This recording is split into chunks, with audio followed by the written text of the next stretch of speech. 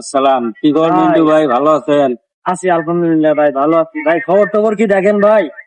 খবর তো দেখনো, কালকেও দেখেন? খবর দেখনো।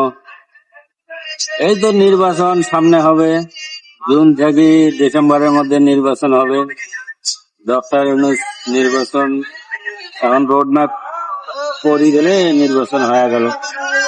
তবে ডক্টর ইউনূস বেশি দিন থাক আমরা এটা চাইছিলাম, কিন্তু আসলে তার উপদেষ্টারা কিছু আছে, ওরা তেমন সুবিধার না, কিছু কিছু উপদেষ্টা।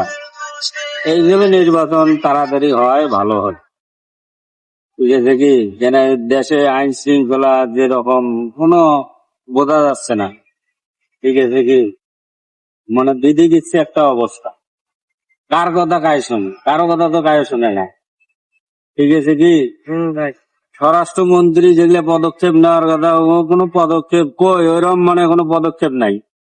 একদিনে মনে করেন স্বরাষ্ট্রমন্ত্রী যদি চায়, মনে করেন এক মাসে মনে করেন দেশ ঠান্ডা করে ফেলাইতে পারলো হয়, কই কিছুই করলাম, বুঝেন না?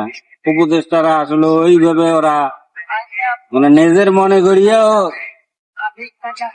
দেশ চালাচ্ছে, মনে করতেছে আসি কয়দিন আই, এইভাবে করিয়ে যাই, ঠিক আছে কি? ভাই তো ভাই নীতি সততা লাগবে ভেতরে, তাহলে না দেশ চলা সম্ভব। ওইভাবে কাজ করতে হবে, কিন্তু ওরা তো আসলে ওইভাবে করতেছে না, ঠিক আছে? ঠিক আছে। এখন হোক, আমরাও চাচ্ছি নির্বাচন হোক, তাড়াতাড়ি হোক, কিছু সংস্কার আছে, এলে সংস্কার করুক মোটামুটি, করিয়ে তাড়াতাড়ি নির্বাচন দেখ। নির্বাচন হইলে যখন একটা জাতীয় সরকার আসবে, তখন আল্লাহর রহমতে অবশ্যই দেশ ঠান্ডা হবে আস্তে আস্তে।